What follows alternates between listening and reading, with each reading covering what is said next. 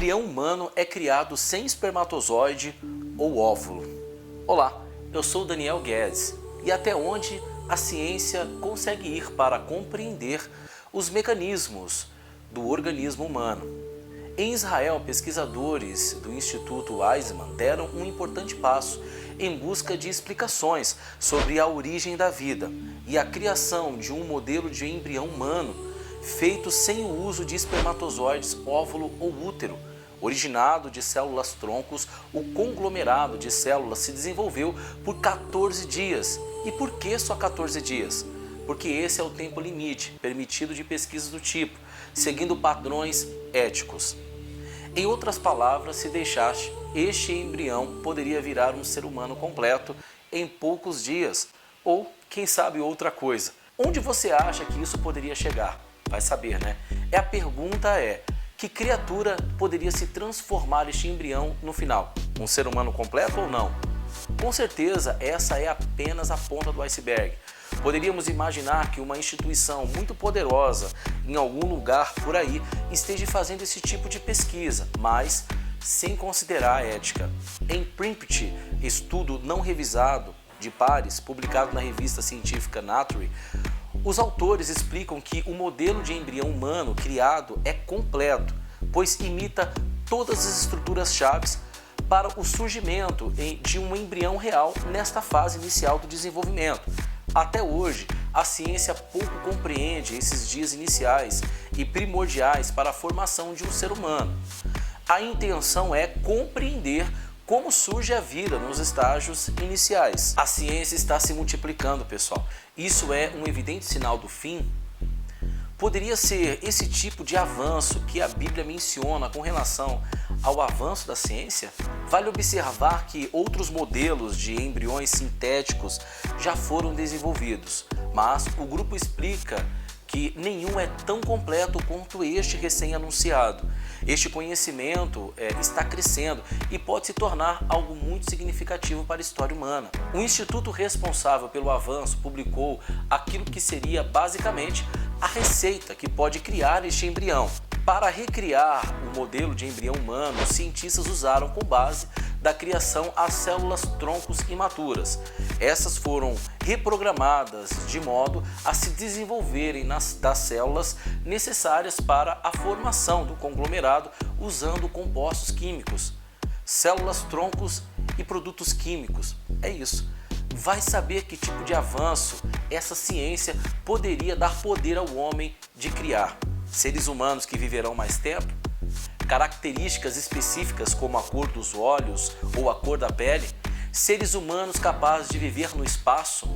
Não temos ideia do que essa reprogramação celular poderia levar a humanidade a fazer. Talvez as suas aplicações sejam infinitas se imaginarmos que esse tipo de conhecimento poderia, em tese, até mesmo recriar órgãos, talvez membros perdidos, restaurar a juventude de alguém, curar doenças autoimunes. Isso é poder, mas para mim, este poder tem preço. Não demorará muito para que alguém possa usar isso como uma arma. Não sei não, pessoal.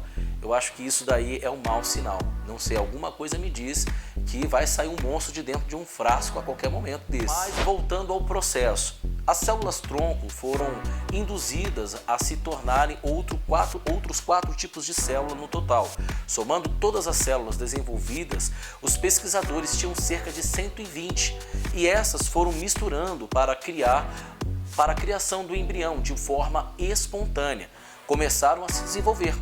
Isso porque o embrião ele é autodirigido por definição, explica Jacob Hanna, professor do Instituto Israelense, um dos autores do estudo. Em nota, abre aspas, não precisamos dizer o que o conglomerado de células precisa fazer, devemos apenas libertar o seu potencial codificado internamente, fecha as aspas.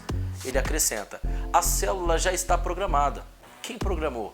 Você já sabe, né? No estágio equivalente ao 7º dia de formação, Os modelos de embriões humanos sintéticos eram agregados de cerca de 120 células, medindo juntas cerca de 0,1 milímetro de diâmetro. No 14º dia já eram cerca de 2.500 células, o que resultou em uma massa medindo 0,5 milímetros. Neste último momento era possível observar a formação da placenta, do saco vitelino e do saco cariônico e de outros tecidos externos que garantem um crescimento dinâmico adequado dos modelos, ou seja, o início da vida de um ser humano.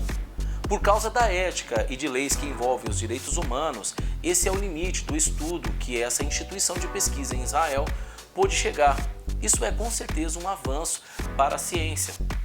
Essa tecnologia poderia, em tese, se ligar a outra pesquisa que ocorreu na China recentemente. Uma união que poderia dar não apenas o início a esses embriões humanos, mas também sustentá-los. Útero artificial. Uma equipe de cientistas chineses anunciou a criação de um útero artificial que, em teoria, poderia gestar um feto humano até o momento do seu nascimento. A máquina vem instalado com um sistema de inteligência artificial que monitora a evolução e o crescimento do feto e alerta o caso de alguma necessidade fisiológica que precisa ser satisfeito. Essa tecnologia funciona à base de caixas cheias de fluidos nutritivos e de um sistema de inteligência artificial que monitora 24 horas por dia os fetos.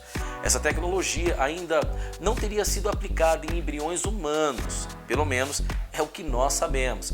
Este assunto já repercutiu bastante na internet e acredito eu que não demorará muito até que esses primeiros seres humanos aparecerão por aí, se é que já não estão entre nós.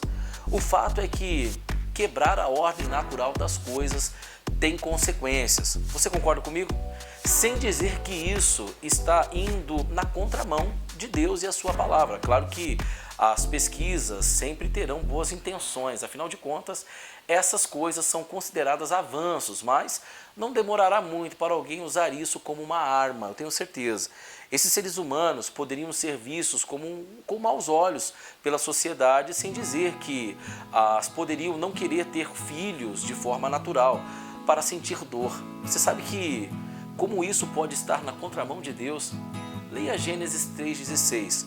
O parto natural é uma ordenança de Deus para Eva após o pecado do fruto. Sei lá, pessoal, isso daí parece a caixa de Pandora. Entenda uma coisa, esses avanços podem não apenas gerar a vida a partir de células-tronco, mas também podem sustentar até o momento do seu nascimento. Ou seja, o ser humano, em teoria, já poderia ser feito em um laboratório. O único obstáculo que existe para esse tipo de ciência seria a ética. E por quê? Vamos lá. Imagina só, se pudéssemos criar seres humanos com as características que quisermos, que tipo de seres humanos criaríamos? Quais seriam suas características? Você entende onde eu quero chegar? E se pudéssemos criar uma pessoa com cor dos olhos específicos e no fim essa pessoa não gostasse da cor dos seus olhos, quem será que ela processaria? Essa pessoa artificial teria todos os direitos como nós, ou não? Seríamos iguais perante a lei? Essa pessoa exigiria direitos? Compreende as implicações? Quem teria o poder para dizer que tipo de seres humanos seria fabricado? Digo, por exemplo, a cor dos olhos ou da pele. Em teoria, tudo isso pode ser programado com esse avanço. O tamanho da pessoa, se vai ser homem ou mulher. A política poderia resolver essa questão ética se fosse do seu interesse político. Para mim, isso aí é brincar de Deus. O que você acha? A Bíblia diz em Daniel 12:4, fecha com o selo as palavras do livro, até o tempo do fim. Muitos irão ali e acolá para aumentarem o conhecimento. Fecha aspas. Com certeza não sabemos se este é o fim, mas a cada dia que se passa, a ciência e o conhecimento se multiplica, não é mesmo? Essa profecia é interpretada como um sinal dos últimos dias. A verdade é que desde a Babilônia Antiga, o ser humano está expandindo seu conhecimento científico. Para alguns, isso não se trata de um sinal dos fins dos tempos, mas o que você acha? Eu creio que é. Seja pela fé ou não, um avanço de proporções como esse, seguindo na direção errada, pode comprometer toda a humanidade. Isso se assemelha ao uso indevido da inteligência artificial, por exemplo. Esses novos seres humanos poderiam ser gerados por pessoas poderosas apenas para o uso de seus órgãos, por exemplo. Não é mais ficção, pessoal, é realidade. Está acontecendo por aí. Essas pesquisas possuem milhões de investimentos e não começou hoje. Tudo será usado para usufruto da humanidade. É o que pode ser dito, mas a qual preço? Esses seres humanos, no final, podem ser tratados com desprezo e seria cruel. Aliás, isso poderia trazer implicações inimagináveis. Suponhamos que esses indivíduos exijam direitos. Eles poderiam julgar serem pessoas desprezadas por serem indivíduos artificiais. É um assunto com certeza de muito debate. É importante ressaltar que existe aí uma certa imprudência com relação à ordem natural. Bom, eu espero que esse estudo ele permaneça apenas em laboratório de uma forma limitada, porque criar seres humanos artificiais poderia ser talvez muito prejudicial, né, para ao nosso cotidiano normal. Imagina como as igrejas iriam lidar com essa situação. Será que esses seres humanos teriam espírito? Será que seriam seres humanos dotados de dons espirituais? Será que eles poderiam ser programados para serem pessoas mais inteligentes e superiores? Será que essas pessoas poderiam ter filhos e os filhos dos seus filhos sucessivamente? Será que essas pessoas teriam alma e espírito?